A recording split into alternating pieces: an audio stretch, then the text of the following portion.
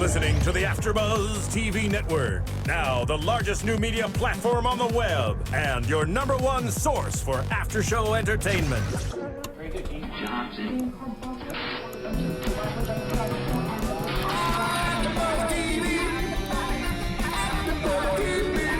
From the AfterBuzz Studios in Los Angeles, California, presented by Maria Menounos and Bing.com, and streaming live thanks to Akamai Technologies, this is AfterBuzz TV's Under the Dome After Show. We'll break down tonight's episode and get you all the latest news and gossip. And now, another post-game wrap-up show for your favorite TV show. It's AfterBuzz TV's Under the Dome After Show. Hey everybody, Bing is for doing, and we are here doing another Under the Dome after show. We're doing episodes 3 and 4, Manhunt and Outbreak. I am Matt Lieberman, and joining me as always is the lovely and fantastic Jacque Borowski. Hi. Hey, so sorry for the delay. We had to miss last week due to a scheduling conflict, but we will now be here live on Thursday nights going forward for the rest of the season. 2 great episodes.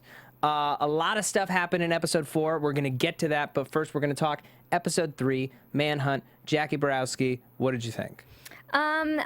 You said it was a filler episode. I feel it was a filler episode. It was a lot of exposition, learning about things that are going on, explanation. I mean, outside of the manhunt, I don't feel really many things happened. Right. It was more of a, hey, we've had a lot of plot, let's get to know our characters episode. Yes, definitely. And we had a couple people in our iTunes reviews mention, like, don't you guys think it's weird that, like, the characters are just saying lots of stuff about themselves, like being big chunks? And I agree. It's weird. It's clunky is the word. Yes. But you know, you get past it in that hour, and we know a lot more about Big Jim. We know a little bit more about Barbie. We know more about the relationship between Big Jim and Junior and kind of what fuels Junior. And we know a little bit more about Julia as well, and Nori. So let's just jump right in. So we've got this manhunt. Paul breaks loose from the jail. He locks Linda in the jail, and he takes a big honking assault rifle and runs off into the woods. He is the king of assault rifles, as we have discovered. He got the Silver Star yes. in the military for assault riflery, and being a huge jerk. And he runs off, so Big Jim decides that Linda, you're terrible at your job. You're a woman. Forget you. I'm going to start a manly manhunt and find this guy. Here's the thing I loved about the manhunt is when Big Jim is like, okay, I'm going to get together a search party, and you're like, okay, he's going to rally the town like they did at the fire. At the fire, yeah, and get like a whole big search party. Right. And you're like, okay, we've established that even though this town, everybody knows each other, it's still a wide area. Yeah. So you're like, okay, there's going to be a huge search party. A mob, like a tree line, like The Fugitive. Exactly. Yeah. There's 4 people. 4 people. 4 people. 4 people, 2 of whom are incredibly sexist douches from the diner. I feel like Jim stopped at the diner. He was just like, oh, got 2 people at the diner. That's all I need here. Exactly. He was like, that was his first stop. His stomach was rumbling, and he was like, oh, okay, homophobes and the guy who beat up my kid, perfect. We got this. Maybe he didn't want to cause too much of a panic, but then like he loves a good panic because then he looks good. Right. So who knows? But they romp off into the forest, and they're being a bit too loud. They come up on Paul. Paul sees them. And they find Paul pretty quickly. Really quickly. I guess they had a general idea of where they thought Paul would go, but still, they find him very quickly. He did. They were about to fall for the fake trail, but Barbie used his secret military tracking skills. Yes. And found the real trail. They came up on Paul. Paul shoots homophobe number 2. Homophobe number 1 has to carry him home. So they're on their own. And so Linda is off in the wilderness. She hears rustling, and this just big old pig runs out of nowhere, which, like, I know she's busy hunting Paul and everything, but, like, take that pig because you're going to need it later. To eat pig later. Just a thought. Anyway. Although somewhere there's a half of a cow that somebody can Charbroil. Well, by now, what this episode 3 is? What, day Third 4? day. I think they correspond to the days because they're very conscientious of saying 2 nights ago I used the internet. Right. Okay. So this is the 3rd day. That cow is bad meat at this point. But they find Paul. And Big Jim has, before that, Big Jim has this great monologue where he talks about how he's got his name Big Jim. Yes. And he's like trying to intimidate Barbie. We saw earlier in the scene between him and Junior, where Junior tells him how he got beat up, and Big Jim just basically calls him a waste of life and like tells him how much he hates him and how weak he is and how he needs to step up because this dome is an opportunity. Yeah. So part of me wondered, like, is he gonna try to kill Barbie out here, or like did he bring him out here to, you know, maybe get him in the line of fire, because he's just like, he's always menacing all the time. So I had to wonder, but no, he was mostly just trying to intimidate him and like try to just show like, I am strong and I'll break your pelvis with my head if you mess with me. But anyway, just as Paul is about to kill them, Linda shoots him from afar, and Big Jim confirms her sheriffship, even though she was going to be sheriff either way. He had no say in that.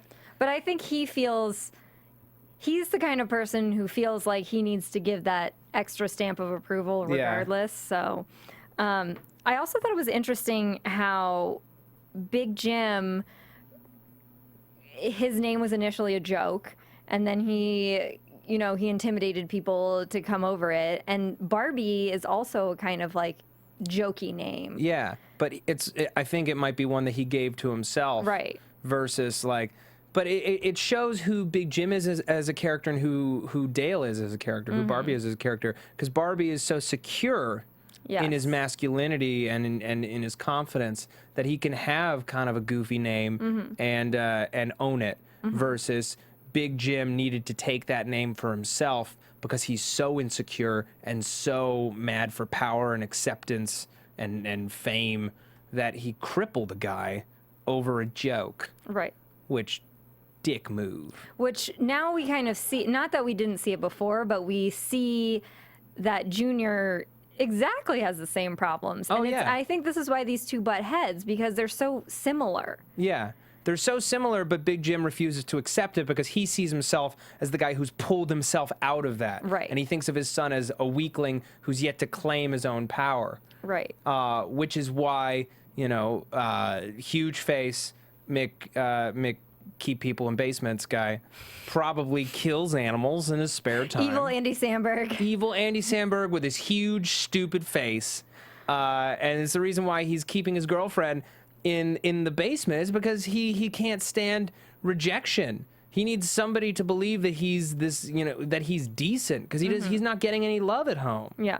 And what was interesting to me is they do a lot of shots where you see Big Jim still wearing his wedding ring. Yeah. So in this episode, you really feel the void of the wife/mother role being left out, and it's just these two very emotionally disturbed men left with each other with no relationship really to speak of, which is really interesting just from a character standpoint. I'm always taken in Spielberg, right?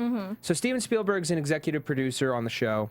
He has like a trait throughout all of his work you can look at. It's all about the relationships between fathers and their sons. Not every movie, but a lot of them. Even like Jurassic Park, Sam Neill is ambivalent about having kids, and he has to learn to love kids over the course of this dinosaur adventure, right?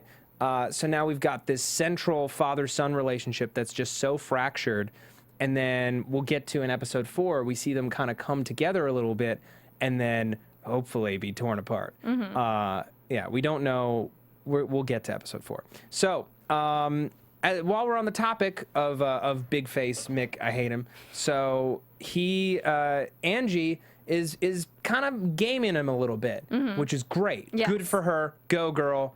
do whatever you got to do to get out of that fallout Stab him with shelter. the first aid scissors if you got to. Yeah, well, we'll get to that. But first, she's like, I might, be all better if we could just get out from under the dome. I wonder if it goes underground into those dangerous tunnels we used to go to. Wouldn't that be neat? So he's like, I'm going to go off to these dangerous tunnels. I'm going to find out. What I liked about this whole scene, though, is like, okay, he's keeping her captive, and Yeah. you think of him as the big, creepy, scary guy, and he's like, but those tunnels are so dark and scary and dangerous. Yeah. And you're like, okay, dude, you are the ultimate creeper. Why are you scared of these tunnels? Because he's a creeper. He's not a strong guy. He's a scary, little man-child with like deep emotional issues. It's true. He's hiding behind his mother's skirts in a fallout shelter instead of being a man in these tunnels. So he goes off to the tunnels, and who should see him but Miss Julia Shumway? And in the last episode, we were talking about how come no one sees Junior creeping around town. Right. Julia does. Julia does. Because Very proud of her. Because she's our crack ace news hound. Yes. And she smells a story. Where's Junior going in such a hurry with a helmet and all this gear?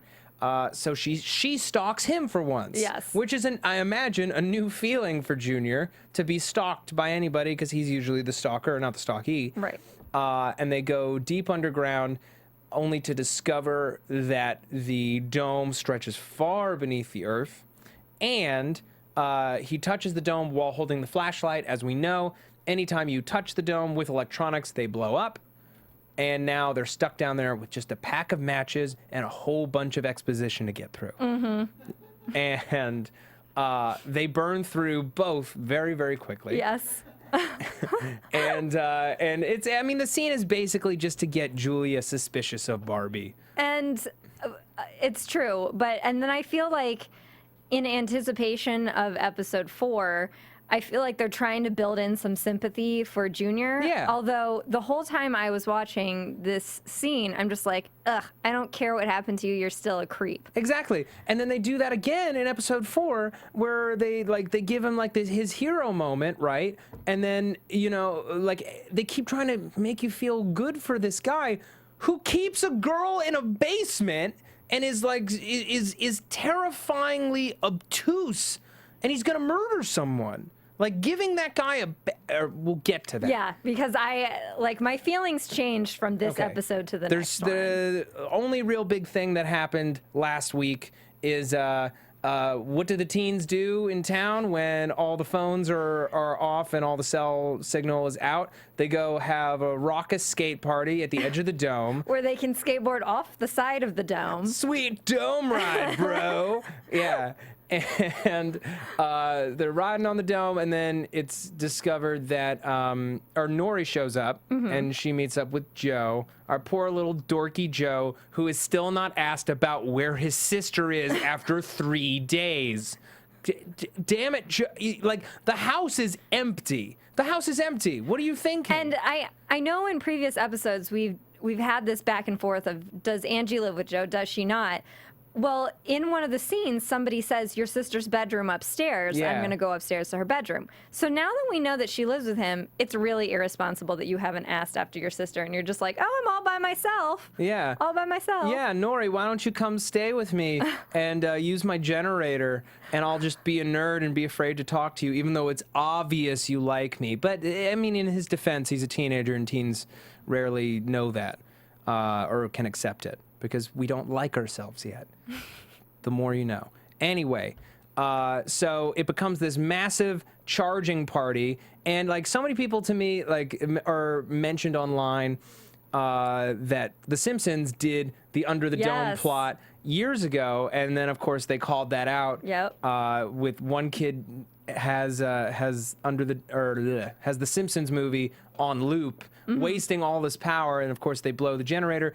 Nori stands up to douchebag guy who's trying to charge everybody for using the generator, even though it's not his. And then that brings out, the man in Joe, which is great. He's fixing the generator. She's gaining all kinds of respect for him. And then just when they get found out by her moms, which she was keeping secret, by the way, they hold hands and have a romantic seizure. And then And then, is there anything else in episode 3 that we need to cover before we get into all the stuff that happened this week? No, I don't think there was anything else in that episode. Okay. If there was anything else in that episode that you wish we had covered, tell us about it. Oh, wait, one line. Yeah. I beat on the dome because I love you. Oh, yeah. Yes. That's like, it's like such a twisted perversion of like, I hit you because I love you. Yes. I beat on the dome because I love you so much. And you're just like, oh, ew. No. Ew. No. No, no, no, no, no, no. No. And you were No. like, it's completely unnecessary to be beating on the dome in the first place, but I whatever. know. That was a real eye roller. If there's anything else from episode 3 that you wish we had covered, tweet at us or Yes. tell us on the YouTube page for this episode, or tell us on iTunes. Before we get to episode 4, I just want to talk really quickly about a movie that came out earlier this year. It's called The Adventures of Serial Buddies. Kevin Undergaro and Maria Menounos, who founded AfterBuzz TV, made this movie. It's super funny. It's a dark, twisted comedy about serial killer friends. It is now available online at serialbuddies.com and on iTunes for $4.99 to rent, $5.99 to buy. We love doing these AfterBuzz shows. They are 100% free to download, free to play, and we put out over 60 shows a week. So it costs money to put out all this great free programming. If you buy this movie, you could be helping us keep the lights on. So we appreciate any help that you can give us. And you're getting a sweet, sweet movie in the mix, which is a great deal by anyone's standard. Now, to the outbreak. Yes. All right. So we open this episode. Oh, at the end of episode 3, Julia finds a map that Barbie has that has a circled thing in Chester's Mill. She's like wondering, how do you know Chester's Mill so well if you've never been here? Well, turns out he has, because he is an enforcer for a bookie in Westlake. Which, like, I hope. So they showed a promo for next week, and it's like it's visiting day at the Dome, and like people are visiting from the outside. I hope the bookie comes to say hi to Barbie. I know that he won't, but I just want to see like what does like a small We do know that town Barbie, bookie- though, probably has some sort of military connection with the outside, so I'd be interested to see if somebody comes to from his see him past. from his past. Totally. Well, they're not going to be able to hear each other, but still, it would be cool. So we open this episode. We've got Barbie and Julia. She's suspicious of him. She's gonna walk off to talk to Phil Bushy, who in episode 3 Barbie saw and then wanted to avoid. Avoid. So she goes to talk to Phil, and she quickly Well, she follows the coordinates of the map, which Right. lead to Phil. lead to Phil's trailer, where she finds Peter's car. What? So she's like, "Where's Peter?" And he's like, "He sold it," blah," and he passes out. He's got a fever at first, because like the Phil in the book is on drugs, right? No, the Phil, well, as far as I've gotten, the Phil in the book is like a medical assistant. Really? Yeah. Oh, okay. And he doesn't, where I've gotten in the book, he hasn't really done much at all. Okay. Well, then that's my bad. I misheard. He might do drugs later on. He might do drugs later on. We don't know. So he passes out, and then Nori and Joe are being taken to the hospital by Nori's moms, Carolyn and Alice. Alice is kind of a doctor. She is a psychiatrist, but she did her internship in medicine. So now she's... And there are no doctors to be found. No doctors anywhere, because Peter's dead and everyone else is missing. So, what do you do in those hard times? You take a former medical intern and you make her head doctor. Right. Yeah.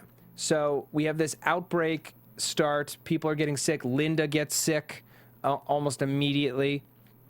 And we don't know what it is until we find out, okay, it's meningitis. It's super contagious, and it could affect everyone in the Dome.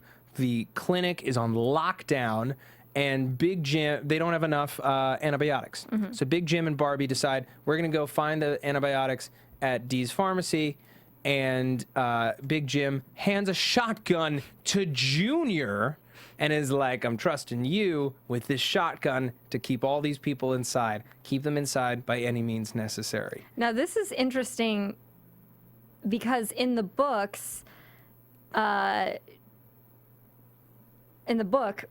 Big Jim recruits a whole bunch of kids, basically, that are Junior and his friends to be the police force. So I'm interested in this kind of seeing where that goes, because he is feeling dubious about his son in the books, and then he gives him the gun and starts to feel like a sense of pride about it. Yeah. And so I'm like, it's kind of like paralleling that a little bit. A little bit, except in the book, Angie is already dead. Yes. Angie is dead. She's not trapped in the bunker. Let's talk about that really quick first. So she's down in the bunker. He brings her black Junior prom dress, which apparently he broke into their house, her and Joe's house, to get it, and Joe just didn't notice. Joe and the entire party that's been there. Yeah. Like, you sure there aren't a couple kids left over from that party that would be like, Junior, yeah, what are you doing? Hey, I heard your Jenny was back up and running. What's up with that? Yeah. I have an iPad I want to charge and a Nintendo 3DS. I'm going to go charge it in Angie's room. Yeah, in Angie's room and not smell her clothes or whatever. Yeah, that was creepy. He smelled her clothes. Yeah, really Totally. Really, really creepy. Totally. So he gives her this dress and she's playing along. She had just broken apart a scissors from the first aid kit he had brought in the last episode. And she was trying to saw through the chain. And damn it, girl, I wish you had just held on. Because it was working. Like, he probably would have let you out in like 2 days or so. I mean, ultimately it works out for her. But she decides to stab him and misses anything important, gets his hand. And he locks her up. He realizes he's being duped. And then I'm surprised she couldn't even stab him in the shoulder. Nothing. Right? Like, he moves so quickly. I know. It looked like she got him at least in the shoulder, but no, she got him like through the hand. And then she busts a pipe and gets conked out, and the room is filling with water. And she's just almost drowning for the entire episode. Now, since she's dead, at some point, someone in the writer's room was like, we could have a storyline where Britt Robertson is just soaking wet for an entire episode, and we can totally get away with it, and it's going to be awesome. Which it was. It was quite nice, but regardless. I feel like because there were a lot of gratuitous shirtless Barbie moments that... When? In the first, like, 2 episodes, he was sitting in bed without a shirt on. I guess I never think about that. I remember that. Oh, okay. Yeah. Well, congratulations. And now I guess we are even. True. Image-wise. Great. So Barbie and Big Jim run off to get the antibiotics, and things are getting tense at the hospital. Junior's got his shotgun, and this guy's like, you can't hold us here, this older dude. And he literally picks up the shot, and he's like super menacing. It's like he can't shoot all of us, and they all rush him. He shoots the ceiling. Everyone freaks out, and then he has this moment where he delivers this very, passionate, like quiet kind of speech. Yeah. And and then he leaves the shotgun there. He talks about the cornbread and the right after his mom died, what have you. And it totally works. It pacifies everybody. It impresses Linda, who is alive thanks to poor Mrs. Moore. Mrs. Moore rocked. She was a good teacher. She was a good teacher. And a good woman. And she died for her student. R.I.P. Mrs. Moore. We will miss you forever. Yeah. It's true. True. Yeah. It's kind of like it's the Game of Thrones rule now that only good people get to die on shows. Only the people you like. No, this is not that show. This is not Game of Thrones. This is not Game of Thrones. This is Under the Dome. Somehow, but I do appreciate though that you know how we said he was Joffrey and he had no redeeming qualities? Yeah. Well, I found this speech endearing. I'm still not like going to be like switching over to the Junior Rah-Rah Club. Right. Because it's a very small club. Yeah, he locked a girl in his basement. He's kind of aggressive. But you see now, and I think this is another Steven Spielberg thing, is where you want to humanize your villain. It's true.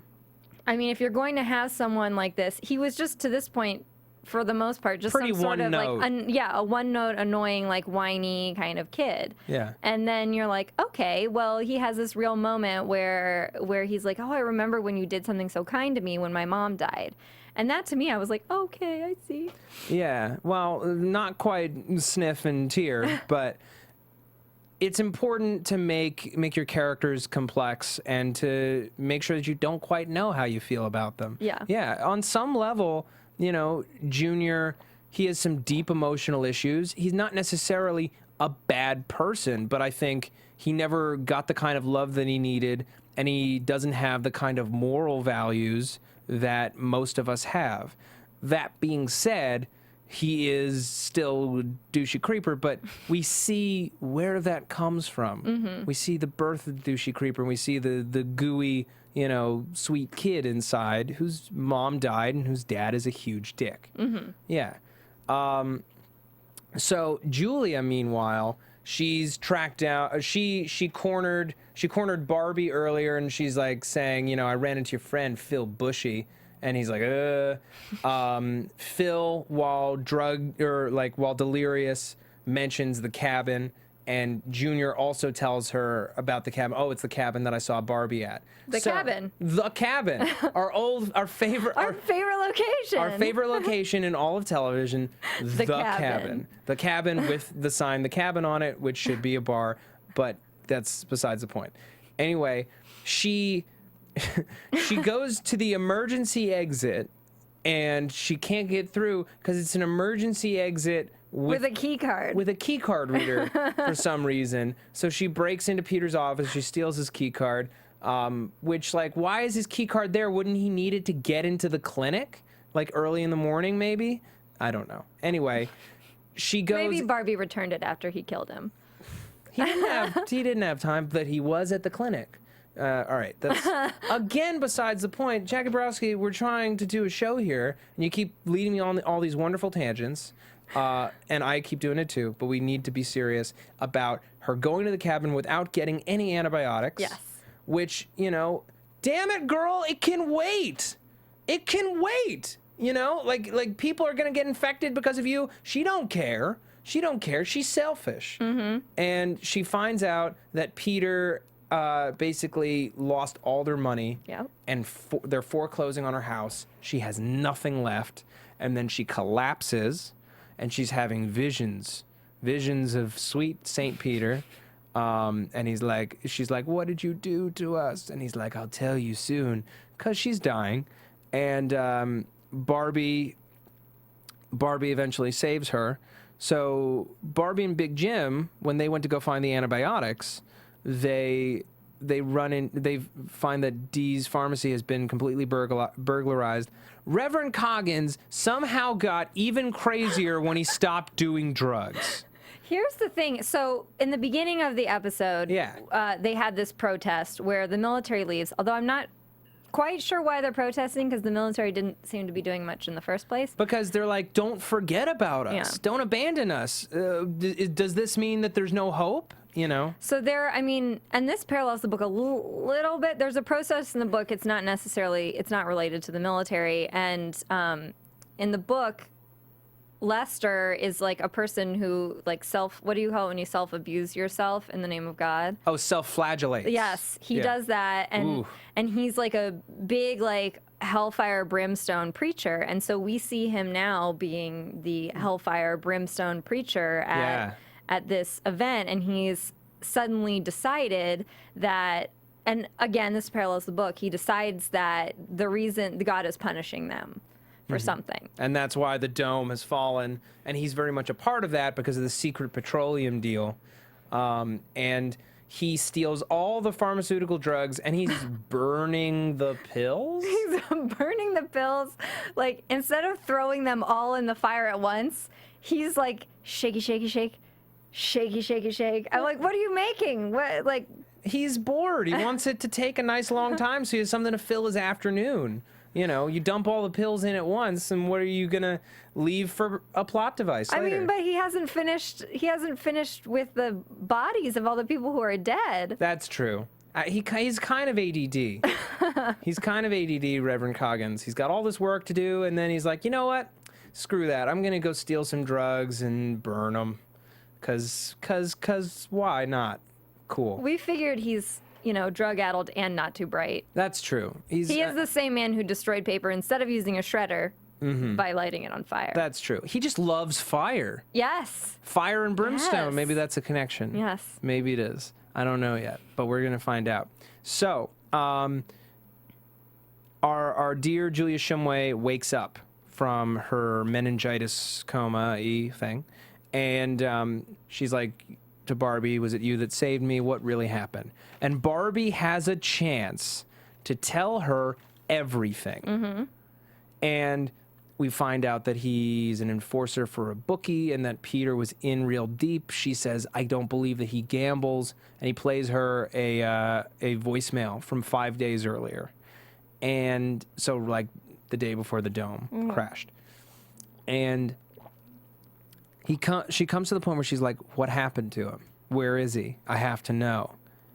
And he chickens out. And he says that he skipped town. And she's totally going to find out later. She's going to forgive him, and they are going to fall in love, and then she is going to find out, and it's going to ruin everything. And I'm just like, damn it, guy. Don't you know your love interest when you see her? Come on. But see, I feel like he has to still have a secret. And I think for him, he's now fallen in love with her. So he's like, I can't tell her I killed her husband. Well, I don't know if he's fallen in love with her Oh, yet. he has. What? He has. According to girl rules. According to girl rules, all it takes is 4 days? Or is it just two nights? He saved her from death. He saved her from death? Okay, fine. He did And he save her. literally swept her off her feet and carried her. Well, he feels guilty because he killed her husband, and then he's been lying and staying in her house and being shirtless in her house. In her bed, waiting around, all shirtless. Not in her bed, in the guest bed. Oh, yeah, in the guest bed. In the guest bed. I rearranged this story in my head. Well, eventually. We'll see that. We'll see that spice up. It'll happen. He's been kicked out, though, now. He's been kicked out, but he'll work it to his advantage. My question is, since every episode is a day and they're all sequential, how many days will it take her to go back on what she just said and take him back? Yes. And do We have 13 episodes, so it can't be that many more days. I know, because we have to see that happen and then crash again. Right. Which is just like, come on, girl, at least give it a few more days. Right. He's a bad man. He's a bad man. No, we're gonna. It's damn it. It's gonna be next episode. The interesting thing is, our hero and our villain are both now at this point having shades of gray. Yes. So our hero now, you're like, oh, okay. So he's in with this bookie, and we already knew he was into shady stuff, but now we kind of know how far he is into it, and he's still ready to lie about it. Wait, but what kind of gray shades do you see in Big Jim Rennie in that he's trying to keep people safe? Oh, well, he's another villain, but like Big Jim Rennie, he's like he's being played, I think, really, really well by Dean Norris, but like his ambition is like so present. And but like, I still feel like he cares about the town. In the last episode, what was that line he had that I think it's from the book and I can't remember it, but he said, it's a small town, we all support the team. Yeah. And he basically he from the beginning has indicated that he's doing this for the town. So he really is all about this town and all about the people in this town. And I think that while it doesn't justify all of his actions, it makes for a more sympathetic character, because you can understand, okay, this guy really loves his town, while he shouldn't be like dealing drugs to save it. Well, every villain is the hero of their own story. Yeah. As it's been said, and he's somebody who, because of his, whether it's truly because of the love of the town or if that's what he's convinced himself, he's willing to do great and terrible things to preserve his way of life and the way of the life of the town as he sees fit. And we're going to see that continue through Junior as a cop, which is terrifying. So they have this discussion. Meanwhile, Big Jim goes home after a long, hard day of Outbreak, and Reverend Coggins is swinging on the porch swing, being super creepy. What's with all the creepy people? Come on, Stephen King. And when you're caught under a dome, you just got to have some creepers hanging out, especially if you're in a small town. Well, you got your town creepers. Exactly, and they all come out to play, especially during the night scenes. Anyway, Coggins drops off his share of the profits from the drugs, and he's like, I want no part of it. I wash my hands. I am a man of God. You have damned these people to living under a dome when they should have died as it was God's plan. And Dean Norris ain't having none of that. Coggins walks away. I am interested, though, to see what Coggins does after this. Now that he's had his, hellfire brimstone. He's had his come to God moment. Yeah, he's had his come to God moment. And I'm interested to see if he actually is going to start to change, or because I am sort of dubious about that. Yeah, he's not going to change. He's just trying to get into heaven right now. He's doing everything that logically he thinks will get him into heaven. So Jim goes into the house, and something's up with the water, and he hears faint screaming off in the distance, and he discovers our poor wet Angie in the fallout shelter. We don't know what he's going to do with this information.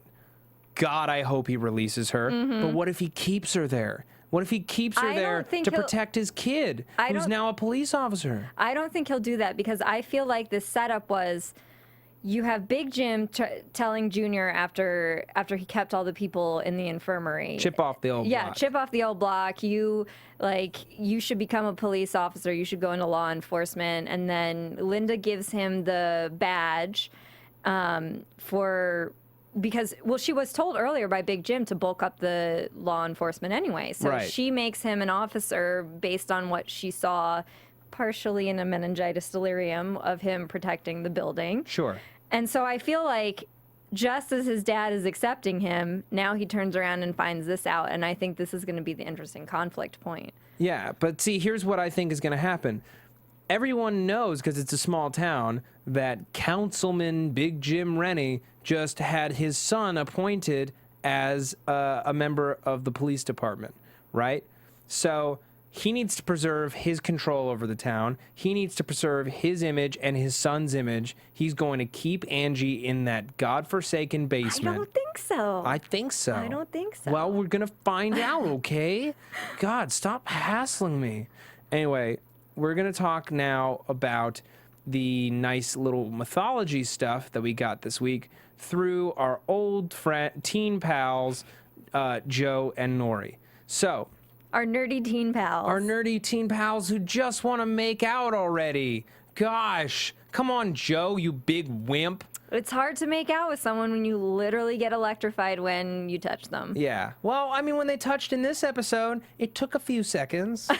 It took a few seconds, but it's a fair point. So they decide, okay, we're going to induce one of these seizures, because it's obvious that it's the two of us, and when we touched, it just happened.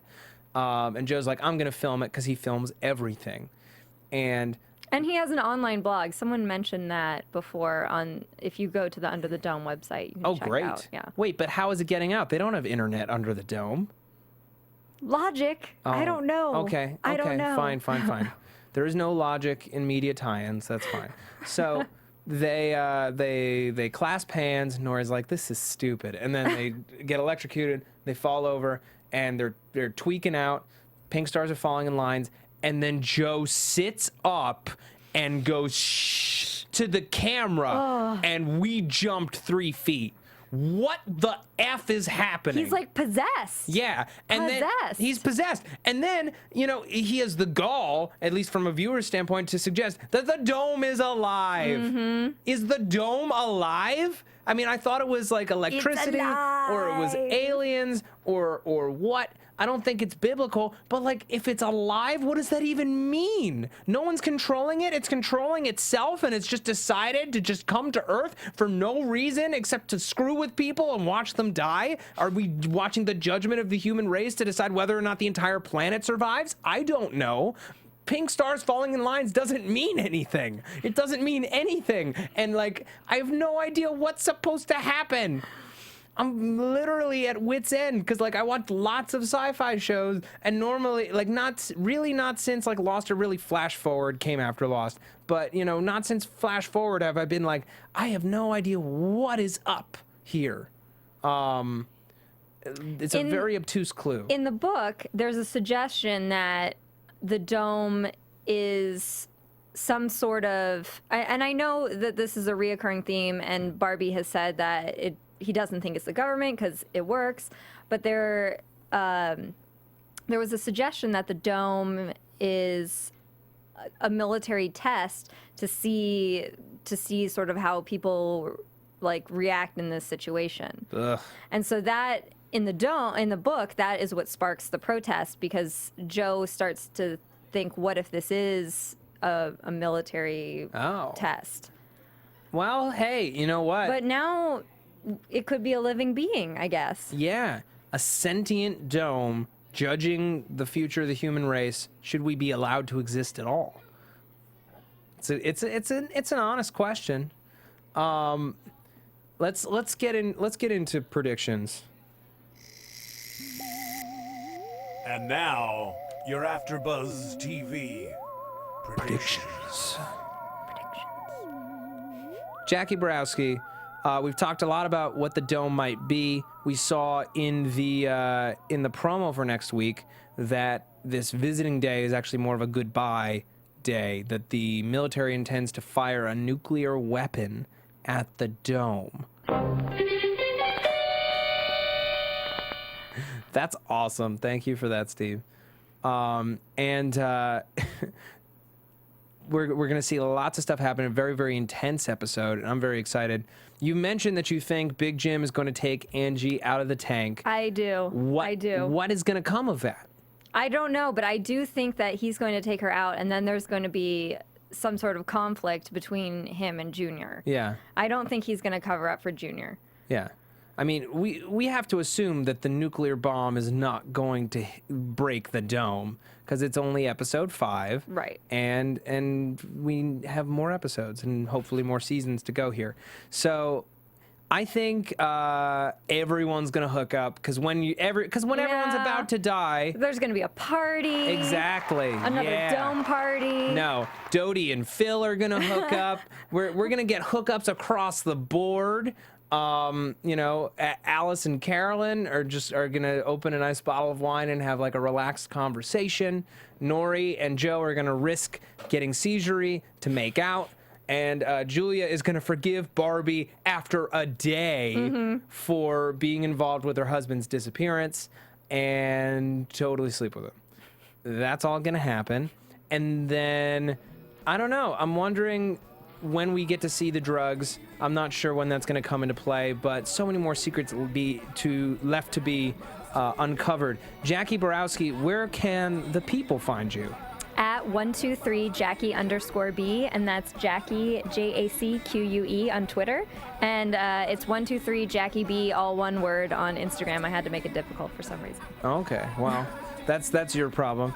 You can find me on Twitter at Matt Lieberman. That's MattLieberman.